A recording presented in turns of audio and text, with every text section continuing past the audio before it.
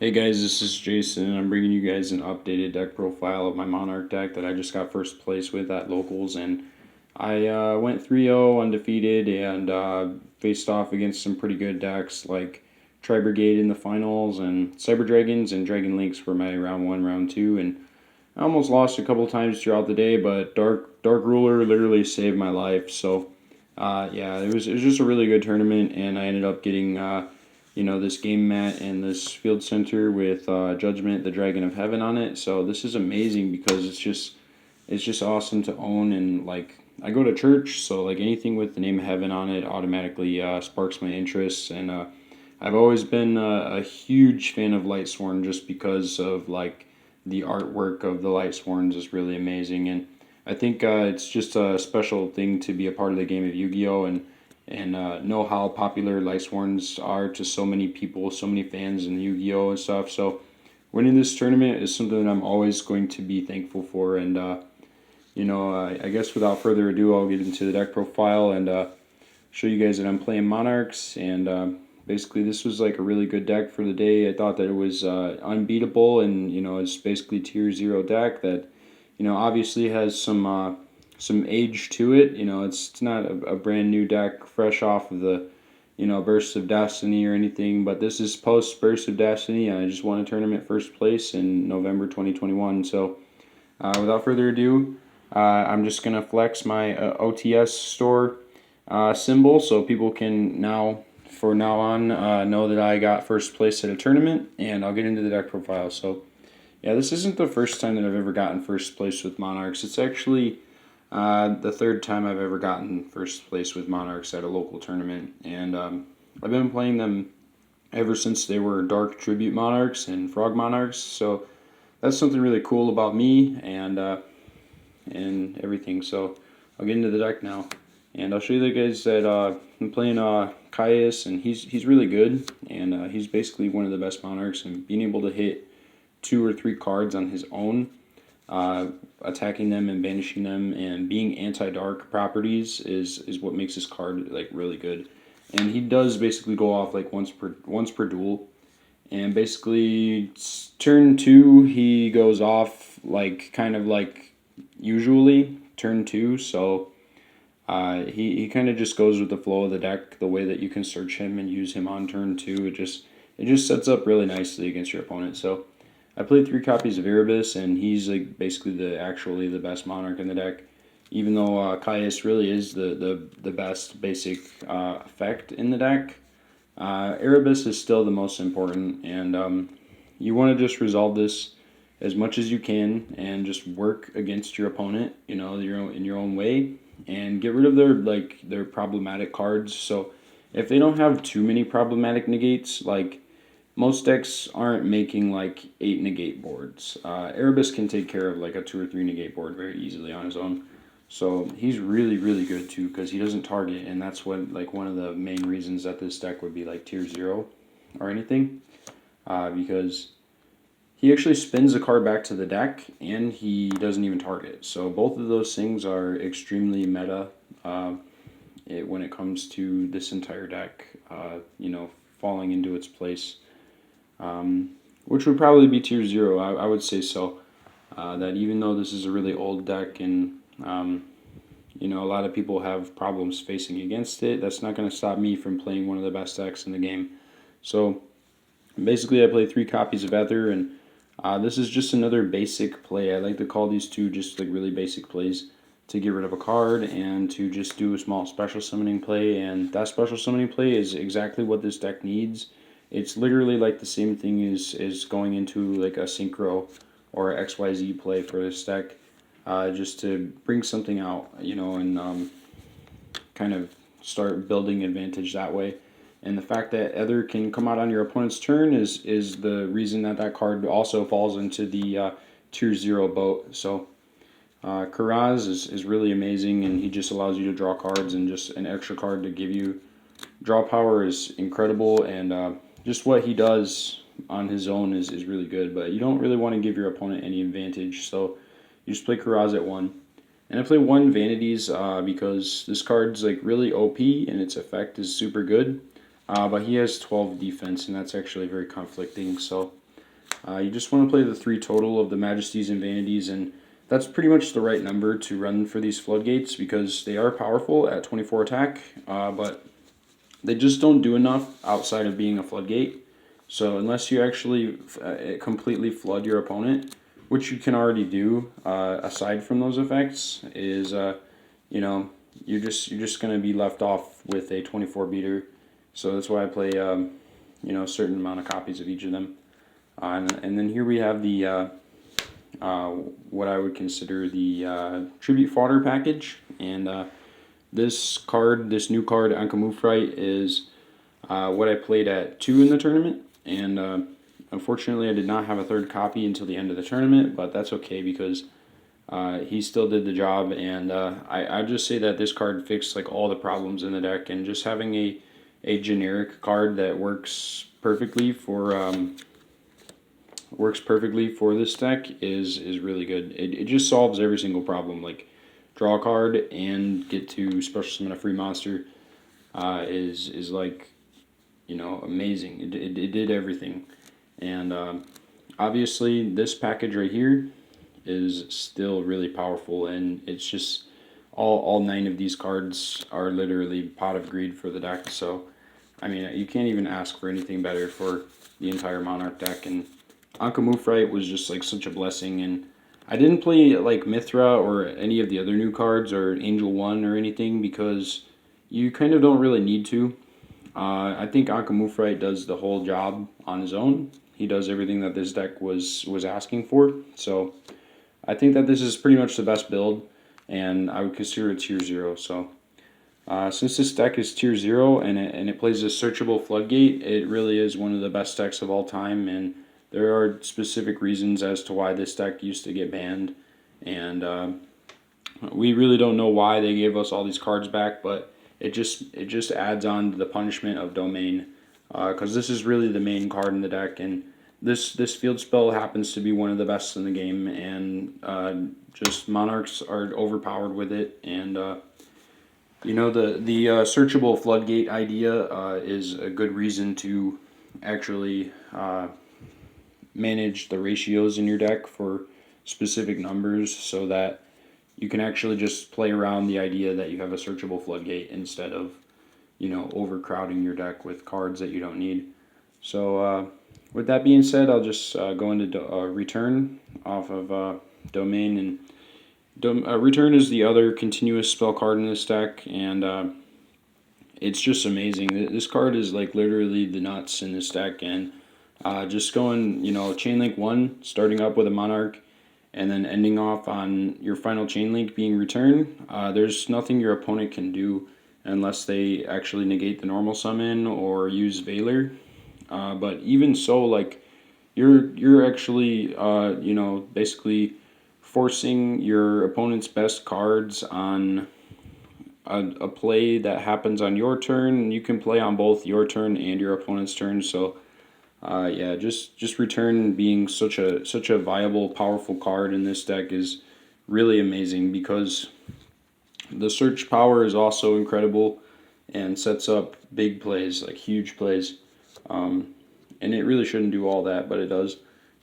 And then I play reinforcements in 1-for-1, just kind of dividing my Monarch search cards from my Monarch field cards. But yeah, these 2 cards are absolutely essential. Even at 41 cards in the deck, I couldn't find room for anything, and they're just like sure-proof padding on the end of the deck that says like I'm gonna get into my tribute fodder packages. So it just feels really comfortable to have that many tribute fodders in this deck at this point, and this is literally the best version of this deck up to date that I know of. And if anybody has any, like, you know, better versions, you should let me know. But Tenacity is also just really OP, and it's just so savage that you can search any single Monarch card from your deck directly to your hand.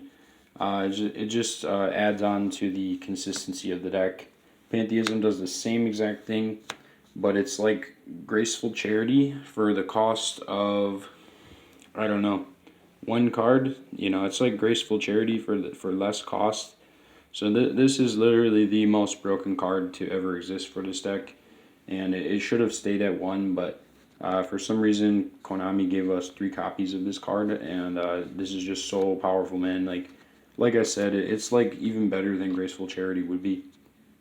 So I played 3 copies of Stormforth, and like decks back in the day like had like this many copies of Graceful Charity, Pot of Greed, or whatever, but like they didn't have like as many options as this deck, and this card obviously also has like all of these, you know, other cards that are also like Pot of Greed, and it's just crazy.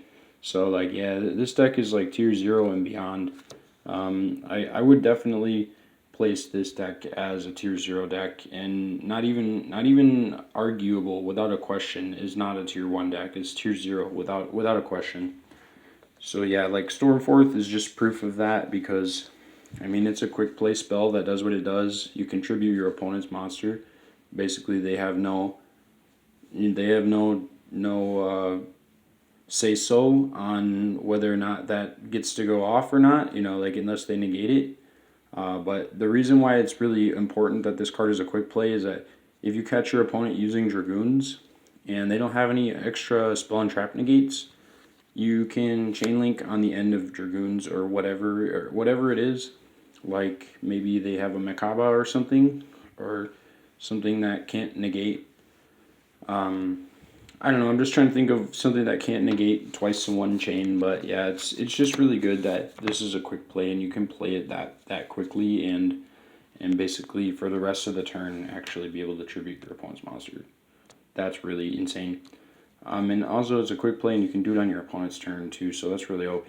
So it just gives this deck like an actual defense, and you don't actually need to play any trap cards that are worth, you know, that have any defensive properties. So this card does not have any defensive properties, but it does have a monster, you know, built-in monster, so it's kind of defensive, but it just the perfect ratio on this card to be, you know, the perfect additional tribute fodder, the perfect extra draw card, you know, semi extra draw card.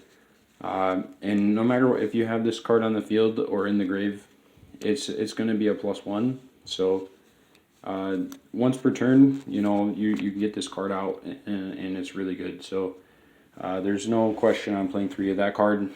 A lot of people wanted to play different ratios of cards in this deck and not run escalation or whatever, but this is the 41st card in my deck, and I'm just like, wow, yeah, this deck is like insane, and it's just absolutely turbo, and it completely insane with cards like escalation. Like, I don't see the questioning on running this card at 1 unless you're like legitimately more comfortable playing like super turbo as much as you can. 40 card turbo deck, I mean, that could be a reason as to why you wouldn't play escalation, but I wouldn't even say that this is the 41st card in my deck. I would say that third copy of Anchamoufrite is a 41st card in my deck, and escalation is beyond OP. So I don't really play an extra deck in this deck, but I do play a side deck. So yeah, we'll just get into the side deck and say I didn't really need to run Thessalos at all in the main or side, but I thought it would be, you know, kind of like a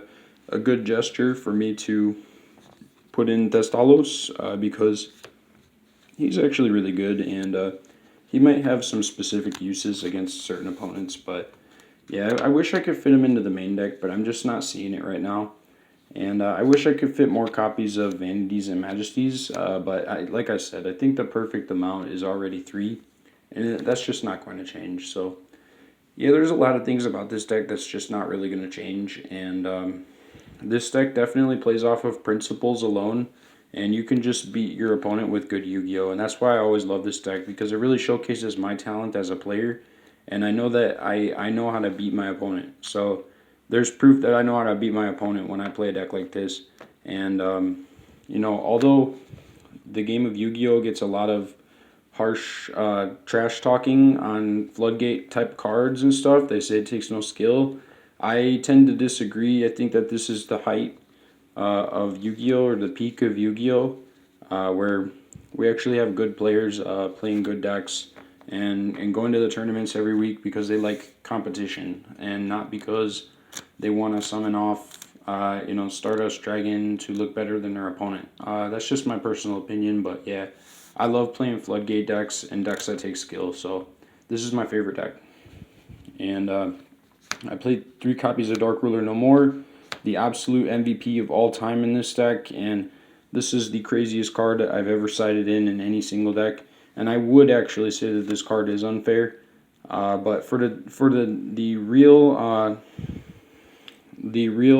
full story on Dark Ruler, I would also say that during the tournament, I told my opponent that this card was OP because it actually gives me chances to beat him, like in Game 2 and Game 3.